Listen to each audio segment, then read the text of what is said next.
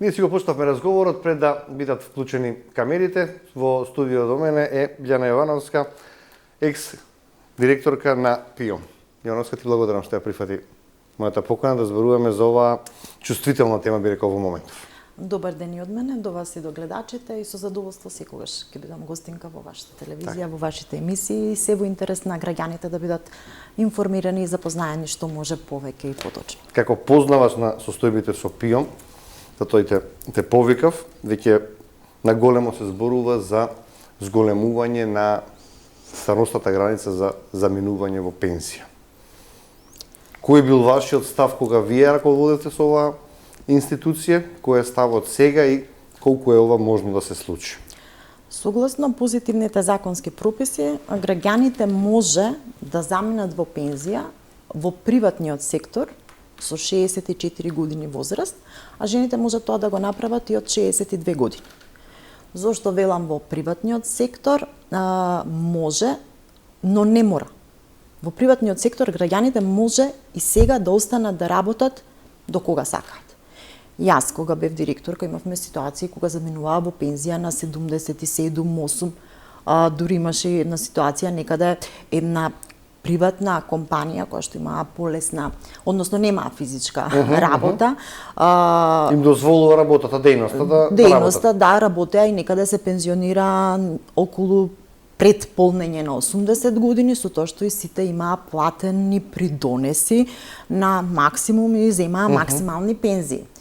Законот не вели мора на 64-62? Не.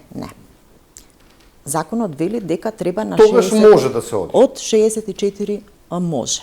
Меѓутоа не мора. За разлика од приватниот сектор, во јавниот сектор, во државните институции, каде што давател на платата е државата, во тој случај задолжително пензионирање имаме на 64 години. Жената доколку сака може да замине после 62 години, меѓутоа може и жената да остане да работи до 64 години.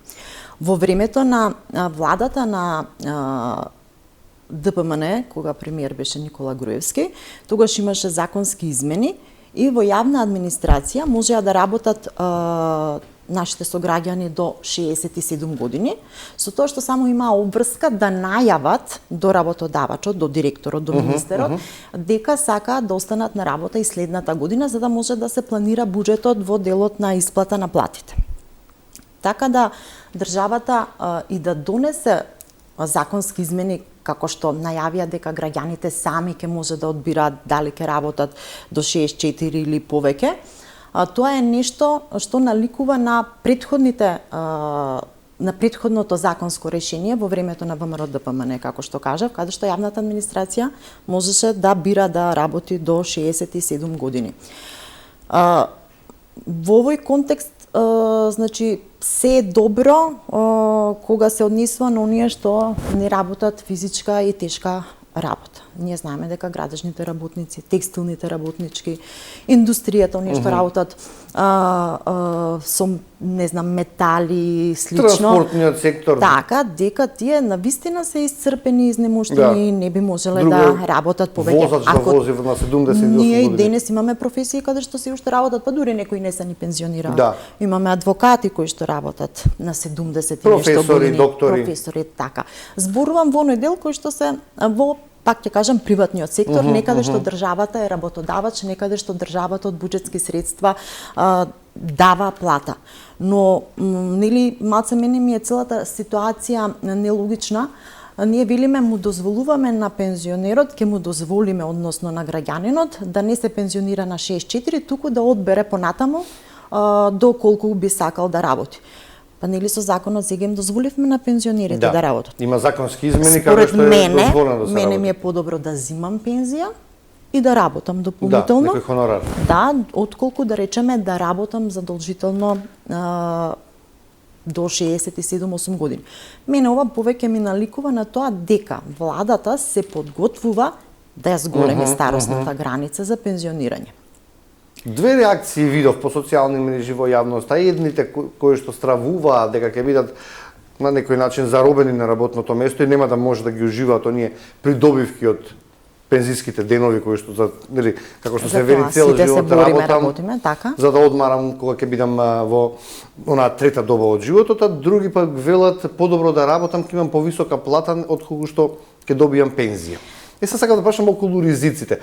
Со зголемување на старосната граница, што добива државата, а што губи работникот или обратно? Па пак ќе кажам дека со зголемување на старосната граница во јавна администрација само ќе имаме можеби наплив на барања кои што односно моменти каде што нема да има пензионирање на 64 години, односно ќе продолжат да работат максимално што можат. Затоа што денеска да работите во канцеларија каде што има клима, седите и ред други работи, не е никаков проблем. Дури е поекономично, нели? Нема да трошам дома за клима, нема дома да трошам за грејење ако е зимно време и сите тие работи. Значи поекономично е за еден административен службеник да биде на работното место и е поудобно отколку да биде дома. Плата од пензија. Меѓутоа што е со оној што работи, пак ќе кажам, во приватниот сектор. А приватниот сектор е носителот на средствата за исплата на пензии, на средствата за исплата на плати во јавната администрација. Еве, оваа опција е во ред, нели? Како што се регулира да работи, ако сака, како пензионер, да си ја зима пензијата и да работи дополнително доколку сака, доколку може, или онаа опција, може би овој месец ќе работам, па ќе ме одјават, па ќе одмарам, па пак ќе работам 2 месеци или други работи. Бројот, видете, во државава бројот на пензионери се зголемува, а се намалува бројот на осигуреници. Да. И сега најверојатно такви наслови имаше, Македонија старее. И најверојатно се иде во насока колку може да се намали, односно да не се зголемува енормно бројот на пензионери, а да се намалува бројот на осигуреници. Сметам дека во последниве неколку години има некаде околу 25.000 пензионери повеќе, а некаде околу 20-25.000 осигуреници помалку. Сега ние да не се водиме по делот на уште еден показател дека нешто не е во ред. А според статистика, според податоците, се намалува бројот на невработени. Меѓутоа, се намалува и бројот на осигуреници. Осигуреници, значи вработени според податоците на Фондот за пензиско и инвалидско осигурување. Што значи тие луѓе или се во сива економија, вработени е прашањето, ако се бројот на невработени, тоа значи дека купил карта во еден правец. Или купил карта во еден правец, или се зголемува сивата економија во тој случај. Затоа што се намалува невработеноста, но се намалуваат и осигурениците. И сега има некаде, според, мислам дека Заводот за статистика, дека е зголемен бројот на вработени. Меѓутоа, статистика по друга методологија тоа го прави. Јас можам да кажам сум вработена, или дека е вработен, меѓутоа не е во системот. Односно, нема договор за вработување и за Билјана и за Иле не се плаќаат придонеси, ниту за здравствено осигурување, ниту за пензиско и инвалидско осигурување, ниту за осигурување во случај на невработеност. Во сета оваа ситуација, пак ќе кажам дека не сме да се игра со, би кажала, здравјето, чувствата и сигурноста на граѓаните, пред се на пензионерите или идните пензионери кои што макотрпно работеле, се откажувале од многу работи за да дојдат оние мирни, сигурни, стабилни пензионерски денови. На крајот од крештата заслужуваат не само да не идат на работа, него заслужуваат да имаат еден социјален живот, заслужуваат да отидат во бања, да отидат на одмор, на викенди, дружење и други работи. Да ги почуваат внуците. Видете, тие уживаат нели во чувањето на внуците, меѓутоа им паѓа тешко кога на внуците пак не можат да им приуштат нешто што внуците бараат. Да. Да се стимулира останување подолго на работа, наместо законски да се продолжи работниот век. Точно. Колку државата е подготвена да им помогне на компаниите за да ги плаќаат работниците повеќе? Државата мора подолго, односно да се насочи кон приватниот сектор. Приватниот сектор е двигателот на еден систем во едно општество и мора тука да пристапи одговорно, честно и сите да учествуваат во тој процес, како синдикатите, така коморите, и да се изнајде решение каде што работодавачите ќе понудат високи плати, ќе понудат добри услови за работа, каде што ќе се отвараат нови работни места, меѓутоа не само по квантитет, туку и по квалитет, за да граѓаните останат тука, не заменуваат, за да се влеваат средства во фондовите. Малку пак ќе кажам, пак сега има една друга ситуација.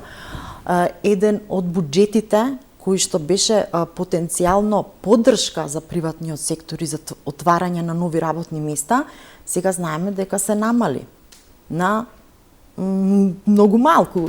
Би кажала, јас не знам дали ќе останат пари само за плата и за стечајците, за плата на администрацијата во агенцијата и за стечајците да бидат исплатени, каде сега пари во буџетот на Агенцијата за вработување за активните мерки кои што отвараа нови работни места и беа поддршка за приватниот сектор во креирање на нови работни места, самовработување и слично. Да, за помош пред се на дејности. Тука малку имаме некои нејасни, нелогични моменти, би кажала, одлуки или измени на законот, но владата сега знае, предпоставувам која е идејата и целта, а нашите како граѓани предпоставки се дека владата неуспешно се справи со целата ситуација, не изнајде решенија за подобрување на животниот стандард и развој на економијата или подобрување на финансиската состојба на фондовите.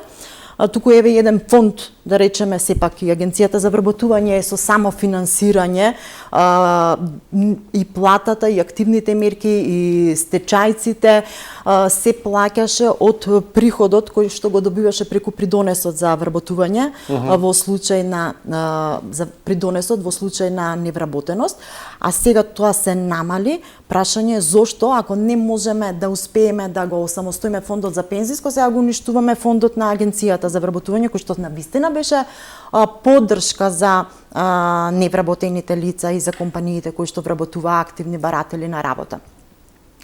Владата најверојатно е неискрена, не најверојатно, него не е искрена, не е отворена што се случува и како се случува. Сметам дека треба да пристапи одговорно и да се обиде заедно со опозицијата, бидејќи тоа е за сите, не е работа на власт и опозиција. Не е битно, така, не е важно од која политичка партија си, од која вера, националност или дали си работен во приватен или во јавен сектор, бидејќи тоа е еден синџир. Да. Ако му е тешко на тој во приватниот сектор и ако приватниот сектор не успее да излезе од целата оваа криза и ако продолжи намалувањето на бројот на вработени, не се отвараат нови работни места, во тој случај се поставува прашање дали ќе може државата во иднина да исплаќа прво плати во администрација, па после пензии. Пензиите ќе бидат последната алка од синџирот каде што би имало некакво прекинување.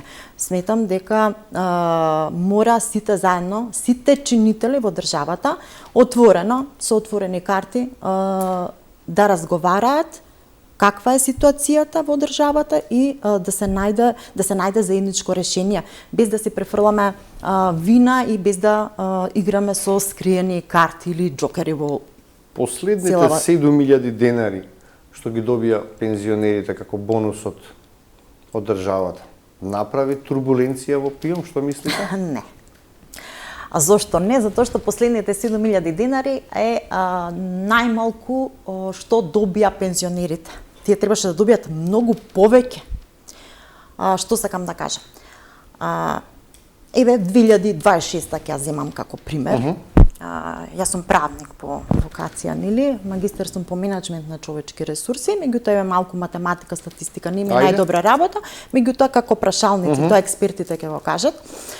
Во 26-та, ако имавме, за 26-та имаме зголемување на 1000 денари на пензиите. Добро. Ако имавме согласно процентуално зголемување, тогаш и најмалата пензија ќе имаше 1200 денари зголемување. Значи само на најниските пензии им се крати по 200 денари. Каде на останатите, например, оние со 25.000 би имале плюс 1.500, но оние со 35.000 би имале плюс 2.000 и нешто денари зголемување. Добро. Ако го земеме збирот на буџет, на средства кои што ПИОМ би требало да ги исплати кон пензионерите со зголемување согласно на законско решение процентуално во делот на зголемени трошоци за живот и зголемена просечна плата, во март само би имало зголемување на пензиите некаде околу 6%. А каде е плюс во септември? Значи може би биле за 26-та би било зголемувањето на пензиите и 10%. Но владата сметам дека онаа година која имаше висок процент на зголемување, усогласување на пензиите, мудро се пресмета за да заштеди, одлучи и прифати лесно дека ќе има зголемување за пензионерите за 5000 денари. Пензионерите бараат 3000 денари зголемување и нека не биде на квартално, на 6 месеци, да биде годишно, а не 5000 за сите овие години за цел мандат. Сега стигнавме добро и до 7000 денари заклучно со 26-та. Тоа бе два пати по 2500 и после 1000. Но ова зголемување всушност е заштеда. 30, па би рекли 40% помалку владата исплати средства кон пензионерите. Значи од сите пензионери владата скрати. Еве пак ќе кажам. Значи со септември за 26-та граѓаните со мартовско и со септемвриско покачување, еве ќе ги земам за пример оние што земаат 25.000 пензија, би од 25 би имале зголемување прво 1500, па после би имале уште некаде 900, би земале околу 28.000 и нешто, 29.000 пензии. А па теко ние што имаат 40.000 пензија и слично. Многу повеќе. Сега јас калкулирам, мислам, како пример кажувам, точни бројки, податоци би можела да изведам, не сама, сега ќе ми треба, нели, ќе ми требаат поддршка и помош, и сега ми требаат и официјални податоци точни од, но одговорно тврдам дека во буџетот со ваквиот начин на исплата на пензии се заштеди, односно на пензионерите им е скратено. Оние со најниски минимални пензии ќе зема 1200, не 1000. А каде се сите они останати? И сега, јас сум за тоа дека сите пензионери треба да земат исто, во која смисла? Значи, што сакам да кажем? Кога пензионерот добива решение за пензија, го добива износот во зависност од тоа колку долго работел, а пред се од тоа колку многу му било уплаќано придонес за пензиско осигурување. И затоа, пример, Билјана зема пензија, решение за пензија од 20.000 денари или зема решение за пензија од 60.000 денари. Тие решенија и тие износи се врз основа на тоа колку долго ние сме работеле и колку нас ни е платен придонесот. И стартуваме двајцата со разлика од 40.000 денари. Затоа што Иле повеќе двоел, затоа што Иле подолго работел, зема 40.000 повеќе. Но, од денес натаму, Билјана и Иле исто придонесуваат во државата, а Билјана и Иле имаат и трпат исто трошоци, инфлација или слично, што е резултат покрај на глобалната економија, да речеме светска, меѓутоа е и на политиките на владата, колку таа може и знае да се справи со нив, да ги реши или да ги продлабочи, да направи нова и потешка, нова криза или потешка ситуација во целата ситуација. Поправично, да се земат во предвид порастот на потрошувачката. Добро. Значи на трошоците, извинете, инфлацијата, да се земе потрошувачката, порастот на платата, на просечната плата, и тој куп да го поделиме. Значи, ако Иле зима 60.000, Билјана, зборувам пластично за да ме разберат граѓаните. Значи, ако земе Иле 60.000 денари, ако Билјана земе 20.000 денари, процентуално, ако идеме, Иле треба да земе уште 10.000 денари, а Билјана треба да земе уште 2.000 денари. Тоа е разлика од 8.000 денари. А зошто? Зошто исто веќе сме јас и Иле во само мојата основица е многу поголема. И сега, јас велам дека тие пари треба да се на куп и да го поделиме. Не Билјана да земе 2.000, Иле да земе 10.000, туку 5 со 5. Туку да земе и Иле 5 и Билјана 5. А владата шо прави? Владата вика не 5 Билјана, 5 Иле, него Иле и Билјана ќе земат не по 2, по 1000 ќе им дадам. Не знам сега дали сум јасна и дали граѓаните ме сватија дека се изманипулирани и дека во суштина тие не добија покачување, зголемување. Односно, и она со процент што би го земале, Такво усогласување што би се рекло што и би тоа е било, намалено. да, им е намалено. Пак уште еднаш нагласувам. Од 300 денари нагоре би биле зголемувањата на пензиите, доколку би идело процентуално. Да, каква игра на зборови кога некој од властите, дали е премиер, дали е министер за финансии, кој ќе каже дека ќе пораснат пензиите, па макар и 500 денари. Тоа што ќе го запамти пензионерот е ќе има зголемување. А дали е тоа соодветно со неговите приходи или со она што треба да го земе, тоа е веќе друга приказка. Значи, пензионерите ќе земеле многу повеќе од оние 7.000. Знам дека нив им звучат 7.000, земавме добро. Процентите им се и на мене ми се можеби потешки за разбирање и сето тоа не може ми се него мисле, нели? Јас сакам фиксна бројка, ми е подобро отколку проценти, но затоа велам, еве да ги претвориме процентите во фиксни бројки и владата и опозицијата, јас сум подготвена на таа тема, би разговарала со некого, ќе се подготваме јас и да видиме колку земале или колку би земале пензионерите ако било процентуално зголемувањето на пензии, бидејќи не можеме ние да кажеме вие ќе земете 1000 денари, а трошоците пораснале За 2,5. Не за 2,5, за 5.000 и ред други работи.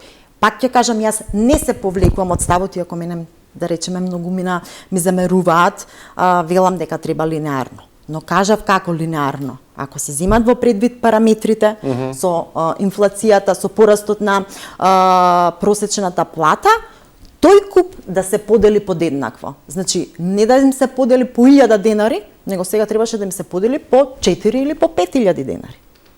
Владата, фондот, со ваквиот начин на зголемување на пензиите, заштедија над 30%. Еден ваков систем што го имаме за пензиско, до кога ќе може вака да функционира? Повеќе од 1/3 ја финансира државата, така? Па сега нешто е зголемено, мислам дека финансирањето од централниот буџет кон фондот за пензиско. Меѓутоа пак сега јас ќе кажам, секогаш сум јас реална во говорењето, дека тоа нешто е превземено, односно е нешто што е прифатено од страна на владата, изгласано во собрание уште години наназад. Кога се правеле приватните фондови, значи во тој период се прифаќа и се вели дека трансфер ќе прави државата од централниот буџет кон буџетот на фондот за пензиско инвалидско осигурување, а од буџетот фондот ќе префрла финансиски средства во приватните фондови. 6% од 18,6%, сега нели повеќе, се префрла во приватните фондови. Фондот за пензиско исто така го исплаќа и здравственото осигурување за пензионерите, кое што е 13%. Е дупло поголемо од придонесот за здравствено осигурување на еден осигуреник, да речеме, вработен со просечна плата. 13% не се малку пари и сето тоа го сервисира фондот за пензиско кон фондот за здравствено осигурување. Но она што е најважно во суштина, пак ќе кажам, е зголемувањето на осигурениците. Не на вработените. Вработените може да бидат вработени со договор на дело, може да бидат вработени без да плаќаат придонеси, да се дел од сивата економија. Само осигурениците, зголемувањето на бројот на осигуреници може да придонесе за стабилизација на фондот, а во делот на приватните фондови кои ќе почнат да исплаќаат пензија, тогаш исто така малку ќе се намали теретот, затоа што вие сега од тој буџет префрлате кон институции кои што немаат финансиска обврска. Вие имате уште финансиската обврска, а дел од средствата префрлате кон други институции кои што ќе имаат финансиска обврска некаде од после 2030, можеби 35-та. Колку вработени сега работат за еден пензионер да земе пензија? Каква е математиката? Па не знам, мислам дека 1,5 беше последното што го слушнав, не знам, меѓутоа така, некад вработен и пол. Се плашам дека со ова темпо може да стигнеме и до еден вработен со еден пензионер, што е стварно неиздржливо реално, да кажем. Целата енергија владата треба да ја насочи. Да не станеме двајца вработени за еден пензионер, тоа е уште пострашно. Околу 700.000 вработени има, 300.000 пензионери, да видиме таму. Па јас пак ќе кажам, значи тоа се вработени, не се осигуреници. Вие го имате тој податок од Државниот завод за статистика, сметам. Да. Така? Значи тоа не тие не го полнат буџетот на фондот. Тие се вработени и вели јас сум вработен, меѓутоа тој можеби е вработен во сопствената компанија, е оснивач и управител, меѓутоа не е во работен однос, не плаќа придонеси. А такви има многу. Такви има многу и се дел од сивата економија, затоа велам треба да осигуреници колку има, околу не знам 500.000 можеби. А имаме 350.000 пензионери. Пак ќе кажам, се намалува бројот на осигуреници, околу 20-25.000 за неколку години е намален, а е зголемен бројот на пензионери. Тогаш каква реформа ни треба? Што ни треба како реформа за да се смени овој систем, да се зголеми придонесот на плаќање, што да се направи? Да се доведе прво ќе кажам довербата на граѓаните во системот, во институциите, во државата, во власта треба да се врати. Па и во опозицијата. Значи криминалот, корупцијата треба да исчезнат. Сивата економија да се сведе на нула. Ние никако не ја решивме сивата економија. Си уште таа си постои. Да, високо развиени држави не можат не па тука. Па добро, меѓутоа ние мора да превземеме нешто и да се насочиме кон тоа. И поддршка кон приватниот сектор. Значи приватниот сектор е најважната алка во ситуацијава за идни, ќе кажам, плати во јавна администрација и се разбира пензии. Вториот пензиски столб ги исполни очекувањата според вас? За вториот пензиски столб за приватните фондови се знае многу малце. Па јас сметам дека се уште има граѓани кои што не знаат како функционира, дека постојат и дека се дел од тие приватни фондови. Она што прво треба да се направи е МАПАС како надлежна институција, владина, државна институција која што зима плата од граѓаните, дека треба да направи чекори со кои што сите граѓани ќе ги запознае во детали со постоењето и начинот на функционирање на приватните фондови. Сите граѓани треба да добијат примерок од договорите кои што ги потпишале, со кои што пристапиле во приватните фондови. Малку тука е нели нелогично. Граѓаните велат не знаеме, дали сме, не сме, а од друга страна согласно законот за да сте вие дел од еден приватен фонд, вие мора да имате потпишано договор. И јас сметам дека треба во најкраток временски период сите граѓани на домашна сметка, на мејл адреса ли која што е дадена и се користи во управата за јавни приходи, треба да ги добијат договорите, копии, скенирани како и да видат граѓаните што потпишале и врз основа на што и од кога и под кои услови тие се членови на приватните фондови. Потоа граѓаните треба да добијат и известување што тие имаат во приватните фондови вложено, колку средства. И сега и тука треба едно објаснување детално. Вие на почетокот имаше доаѓа едни пликоа со известување за корисниците, односно членовите во приватните фондови и таму стоја некои бројки за кои што дел од граѓаните онака беа возбудени. 10.000 мислеа дека се тоа евра или 20.000 евра, значи треба да објаснат дека тоа се парични единици, дека не се пари.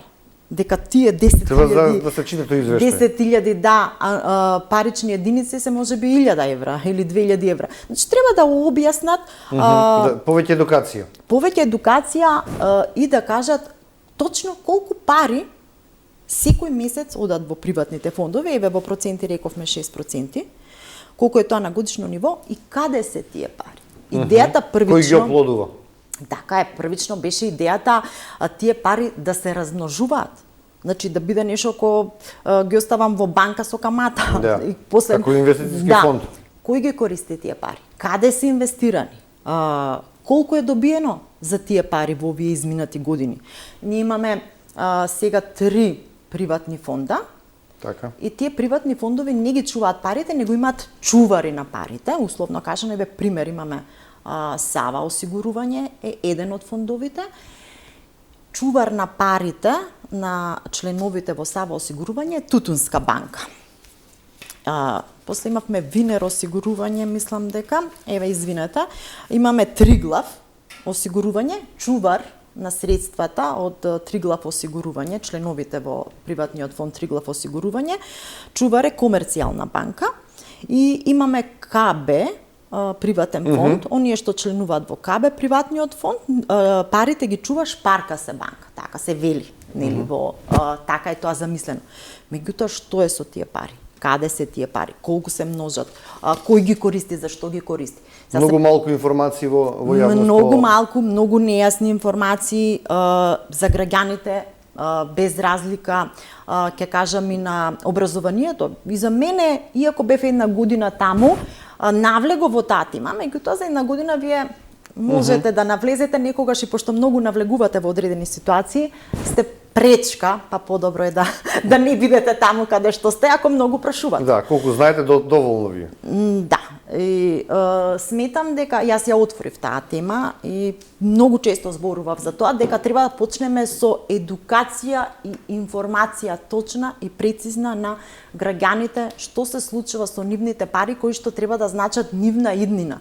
И точно е тоа дека неизвестноста на идните пензионери расте со текот на времето. Зошто? Затоа што немаме ништо јасно, конкретно и еве. Пак, едно време ќе се отвори таа тема, па пак таа тема ќе престане да... МАПАС, мислам дека дефинитивно треба во најкраток можен рок, заедно со приватните фондови, да ги извести граѓаните. И сметам дека граѓаните сите треба да си побараат договор, да видат што потпишале, да видат што ги очекува во иднина, условите кои се, затоа што заслужуваат, тоа се нивни пари. Да. Каква политичка храброст треба на една влада за да го направи отстапка и да направи потек кој што ќе е неминовен? Не треба храброст, колку што треба искрена желба и волја државата да се движи во добра насока и граѓаните да имаат добра иднина. Ова ме прашувам затоа што прашањето кое што сега се отвара на нашата генерација, луѓе кои што имаат околу 40 плюс, дали ние некогаш ќе имаме пензија како што имаат нашите родители? Дали ќе го дочекаме тој момент државата да ни обезбеди сигурна старост? Видете, јас не би сакала Или треба да веќе на големо да се размислува за приватните фондови, сами да се штедиме? Значи, се што е искрено, честно и јасно е во ред. Значи, дали се приватни фондови, дали е државен фонд. Значи, важна е намерата и начинот на кој што се работи, се менаџира. Значи, имаме правила, прописи, сето тоа се почитува и да е во интерес на граѓаните. Дали е државен или приватен фонд, ако го менаџираш недомакински, во тој случај сите губиме, без разлика каде сме.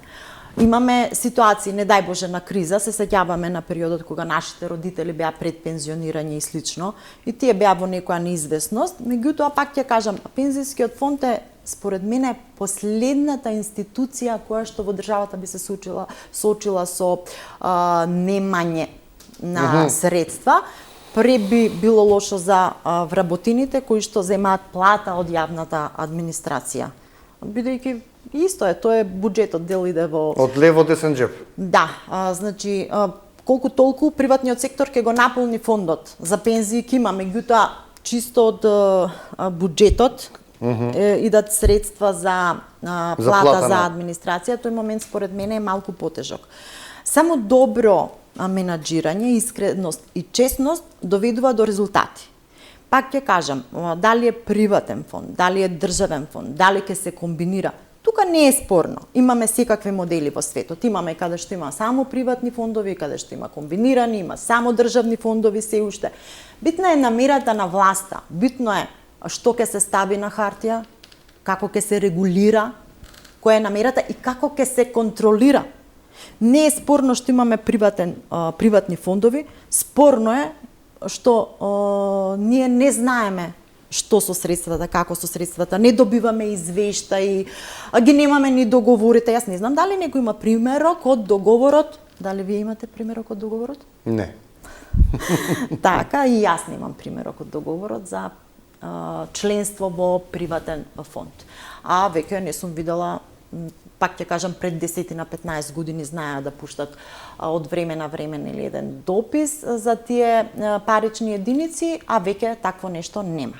Значи, треба извештај да даде МАПАС каде се средствата, колку земале од фондот за осигурување, каде биле изминативе години инвестирани, колку е добиено врз основа на тие средства и колку ќе добијат граѓаните од тие средства и под кои услови. Граѓаните не знаат како ќе се користат тие средства.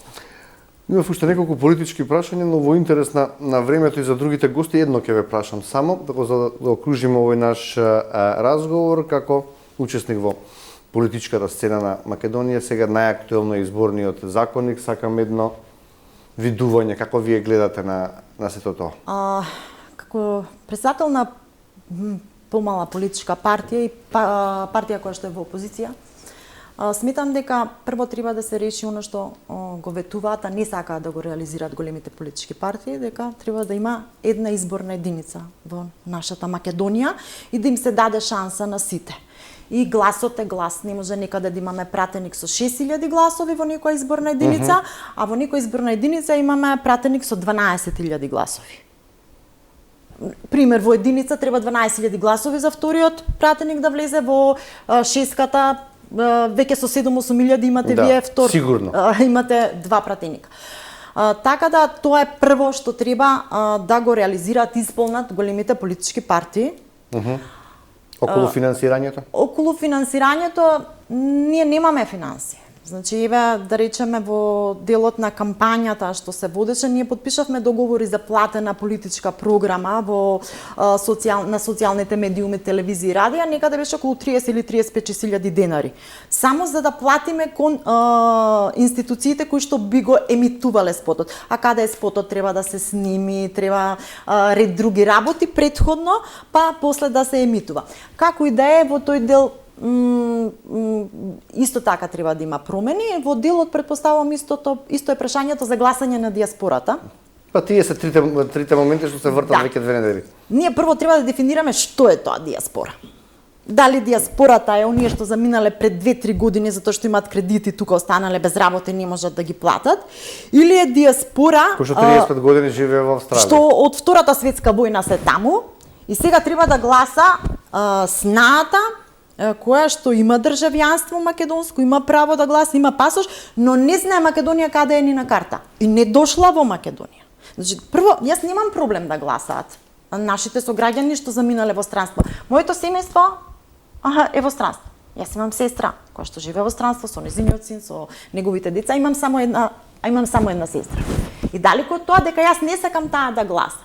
Меѓутоа, ајде да видиме под кои услови треба да гласа од диаспората. Пак ќе кажам, мора да има некој критериум. Не може некој не дошол 35 години. А да одлучува за некој што седи тука цел живот. Друго е некој што се труди, уште е таму, уште е ваму, сака да се враќа, проверува, доаѓа на 2 месеци, на 3 месеци или 2 пати годишно или други работи. Исто така имам една пријателка која што е во Лондон, прави обиди да се врати. Она е таму неколку години, меѓутоа гледам се интересира за одредени услови за отварање на бизнис или други работи, сака да се врати. И сакам да гласа и треба да гласа.